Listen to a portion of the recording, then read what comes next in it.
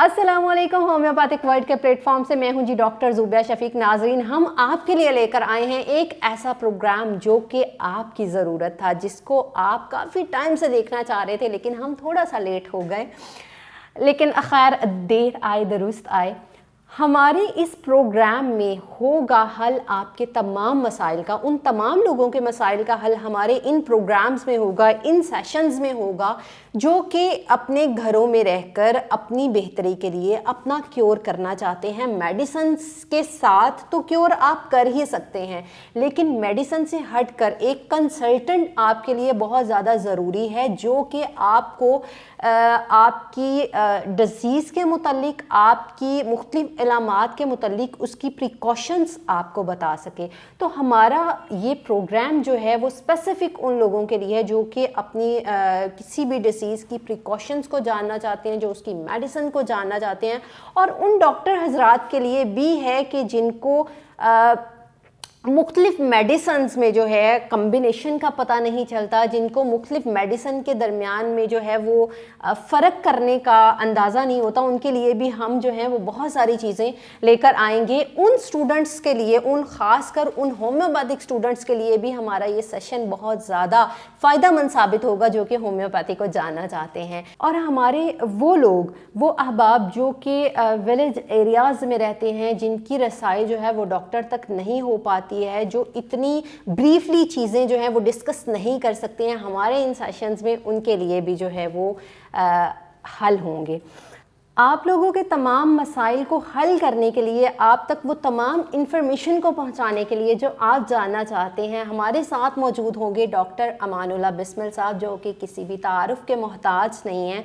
आप homeopathic consultant हैं, public and private sector के चीफ कंसल्टेंट हैं नेशनल होम्योपैथिक क्लिनिक के, scholar, research and development writer and author हैं, टेक्निकल एडवाइज़र हैं होम्योपैथिक प्रोडक्शन लाइन्स की, farmer chairman examining body NHC government of Pakistan, technical consultant regulatory affairs, chief executive BM homeopathic pharmaceutical, president HPCA Pakistan है।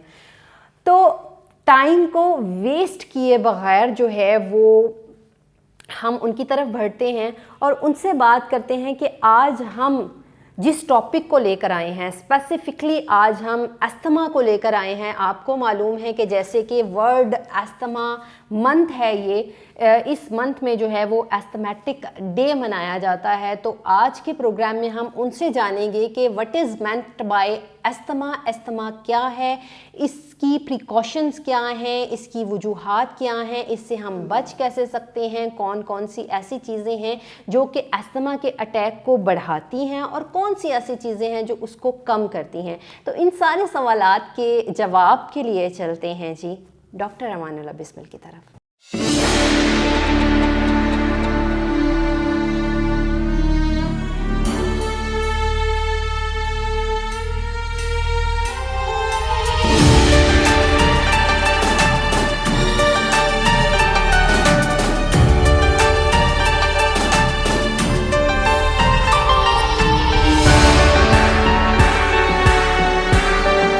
Sir, सबसे पहले बहुत बहुत शुक्रिया कि आप बहुत बिज़ी होते हैं और अपने इस बिज़ी स्केड्यूल में आपने एक अच्छा, बहुत ही एक इनिशिएटिव स्टेप है जो उन लोगों के लिए जो घरों में बैठे हुए हमें देखना चाहते हैं, जो आपके जो नॉलेज शेयरिंग सेशन था उसको बहुत ज़्यादा मिस कर रहे थे, उसको पूरा करने के लिए, उस कमी को पूरा करने के लिए जो आपने एक सेशन स्टार्ट किया है।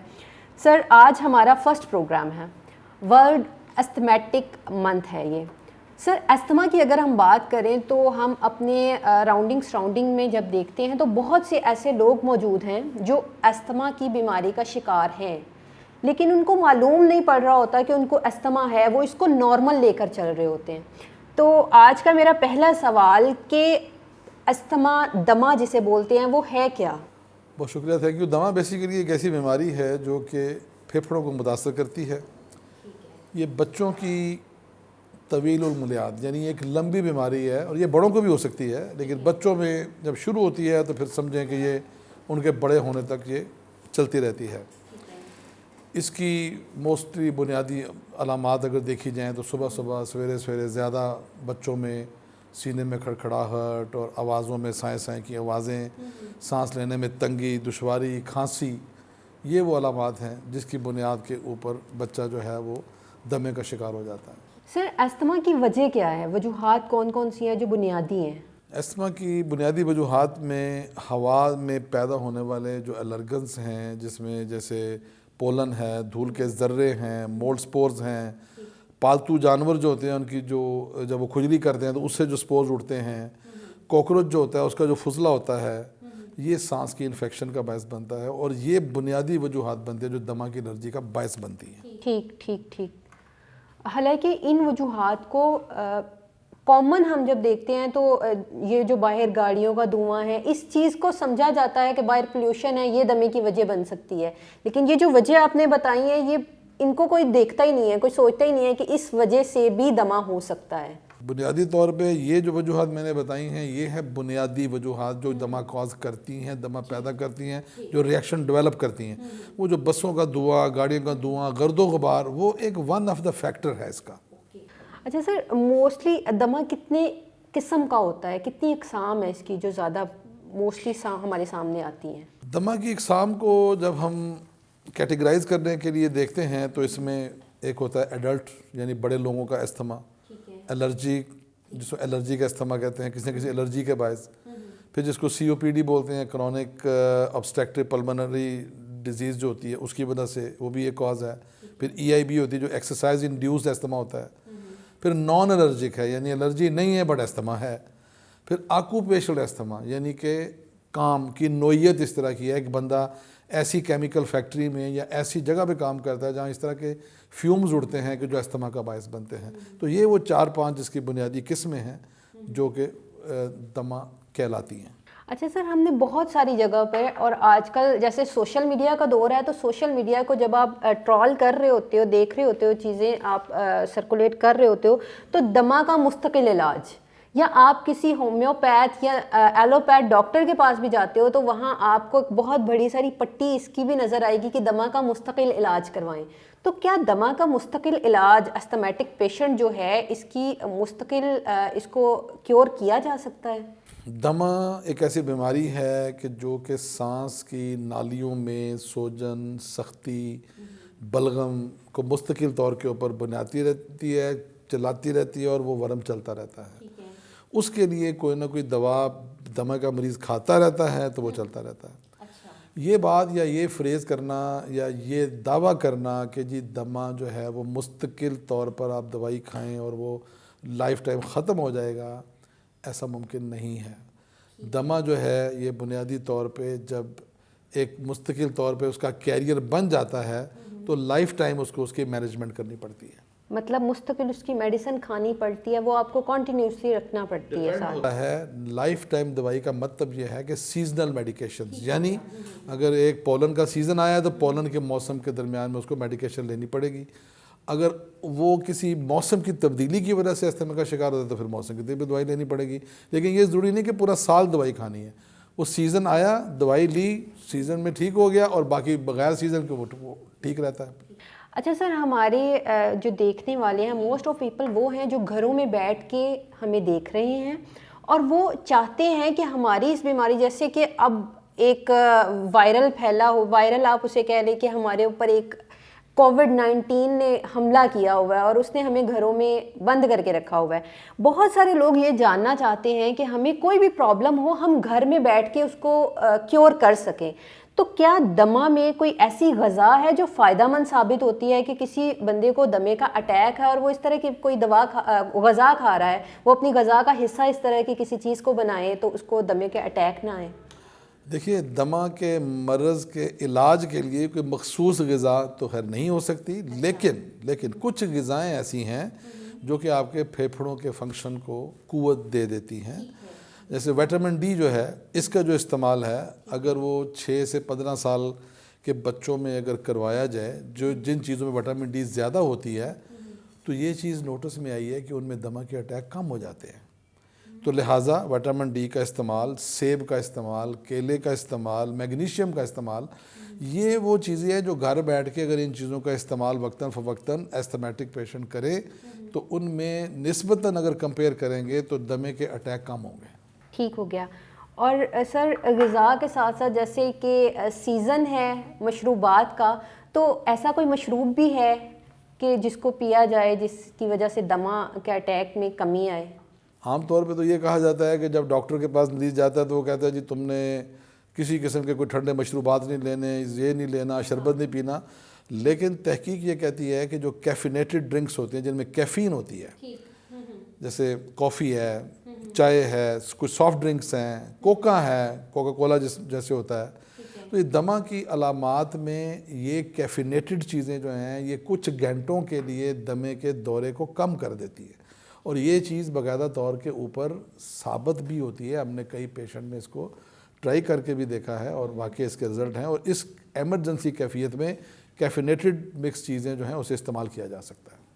اچھا سر، ایستھمیٹک پیشنٹ کو انڈوں کے استعمال سے روکا جاتا ہے، تو اس کی کیا وجہ ہے؟ بیسیکلی انڈوں کے استعمال سے روکا نہیں جاتا، اس مریض کو روکا جاتا ہے جس سے انڈے سے الرجی ہو. کیونکہ انڈے کیونکہ عام طور پہ جب بھی میں انڈا کھاتا ہوں جی مجھے اٹیک ہو جاتا ہے، جب میں انڈا کھاتا ہوں مجھے الرجی ہو جاتی ہے، میرا سانس خراب ہو جاتا ہے. وچ مینز کہ انڈے کے جو اجزاء ہیں، انڈے کے اندر جو پائی جانے والی پروٹین ہے وہ بنیادی طور پہ اس مریض کی الرجی کا باعث بنتی ہے. اور مریض اگر پہلے ہی استھمی کے اٹیک میں انڈا کھائے گا تو وہ اٹیک ڈبل ٹرپل ہو جائے گا، تو پھر وہ نیوبلائز کرائے گا، ادھر ادھر بھاگے گا. تو اس لیے منع کیا جاتا ہے کہ آپ انڈے کا استعمال نہ کریں. سر بہت ساری چیزیں ایسی ہوتی ہیں کہ جو دمے کو بڑھاتی ہیں، وہ کسی بھی قسم کی وجہ سے ہو، کوئی بھی اس کی وجہ ہو دمے کی، اس کو بڑھاتی ہے. تو ایسی کون سی غذائیں، ایسی کون سی چیزیں ہیں جو دمے کے اٹیک کو بڑھا دیتی ہیں؟ دمے کے اٹیک کو بڑھانے کے لیے صرف اور صرف موسم جب آئے گا بڑھے گا. شدید گرمی سے شدید سردی میں جائیں گے بڑھے گا. پولن کا سیزن آئے گا بڑھے گا. گھر میں اگر کسی جگہ پہ جانور کوئی آپ نے پیٹ پالے ہوئے ہیں، ان کو جو ان کے جب اپنے آپ کو ہلاتے جلاتے ہیں اور ان میں سے جو فیومز نکلتے ہیں اڑتے ہیں، اور کسی بچے کو بڑے کو استھما ہے تو وہ بڑھے گا. ان چیزوں سے آپ لوگوں نے کیئر کرنی ہے. سر یہ اسپیسیفکلی ہوتا ہے کہ لائک کسی کو پولن الرجی ہے اس کی وجہ سے اس کو ہوتا ہے، کسی کو ڈسٹ الرجی ہے اس کی وجہ سے اس کو دمہ ہو جائے گا، تو یہ اسپیسیفک ہوتا ہے کہ جس کو ڈسٹ الرجی ہے اس کو پولن الرجی کی وجہ سے دمہ نہیں ہوگا؟ ڈپینڈ کرتا ہے کہ کس پیشنٹ کو کس الرجی کے باعث دمہ ہے. کیا وہ پورس کے ساتھ ہے، کیا وہ جانوروں کے ساتھ ہے، کیا وہ پیٹ الرجیز کی وجہ سے ہے، کیا وہ کسی خوراک کی الرجی کی وجہ سے. دیکھیں جیسے انڈے والا ہے تو اس کو اس کی وجہ سے ہو گیا. جیسے اگر پولن کا سیزن آئے گا تو اس کو پولن میں ہی ہونا ہے.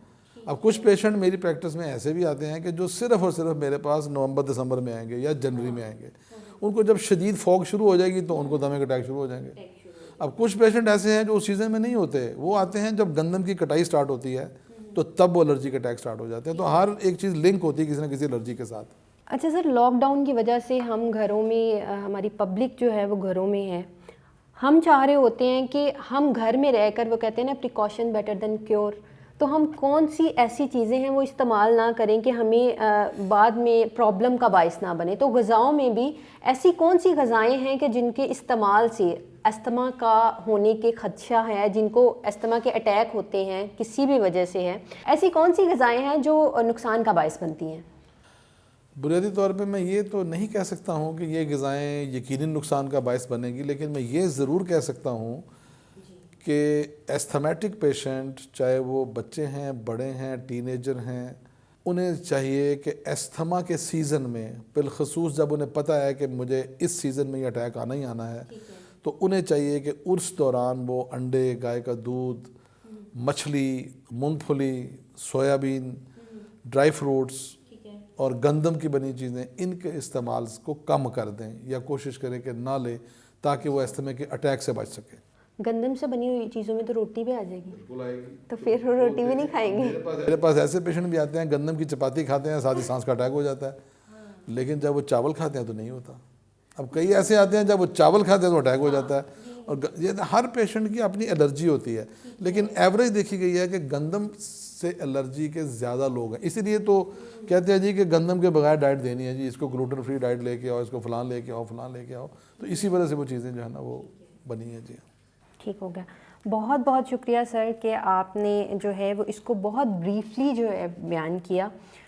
انشاءاللہ ہمارے آنے والے جو سیشن ہوں گے، ہم ہر اپنے سیشن میں ایک اسپیسیفک میڈیسن کو لے کر، ایک اسپیسیفک میڈیسن کے اوپر جتنی بھی بات آپ کے ذہن میں ہوگی، جو چیزیں آپ جاننا چاہتے ہوں گے، ہم اپنے سیشن میں ان چیزوں کو لے کر آیا کریں گے. آپ کے جتنے بھی کوسچن ہوں گے کسی بھی ڈیزیز کے حوالے سے، کسی میڈیسن کے حوالے سے، کیونکہ مختلف ہومیوپیتھک حضرات ہمیں دیکھ رہے ہیں، جو عام پبلک ہے وہ ہمیں دیکھ رہی ہے، تو اگر کسی میڈیسن کے حوالے سے آپ کے مائنڈ میں جو ہے وہ کوئی مس انڈرسٹینڈنگ ہے، یا کسی بیماری کے حوالے سے کوئی بھی مس انڈرسٹینڈنگ ہے، وہ آپ ہم سے جو ہے وہ کمنٹ سیکشن میں پوچھ سکتے ہو. ہم آپ کے وہ سارے سوالات جو ہیں وہ ڈاکٹر صاحب سے پوچھ کے آپ تک وہ آپ کے جوابات پہنچائیں گے. انشاءاللہ آپ سے ملاقات ہوگی نیکسٹ سیشن میں. اگر آپ کو آج کی ویڈیو پسند آئی ہے تو چینل کو سبسکرائب ضرور کیجیے گا، لائک کیجیے گا، بیل آئیکن کے بٹن کو دبا دیجیے گا تاکہ آنے والی ہماری نیو ویڈیوز جو ہیں وہ آپ تک پہنچ سکیں. آج کے پروگرام میں دیجیے اجازت، انشاءاللہ آپ سے ملاقات ہوگی دوبارہ. تب تک کے لیے اللہ حافظ.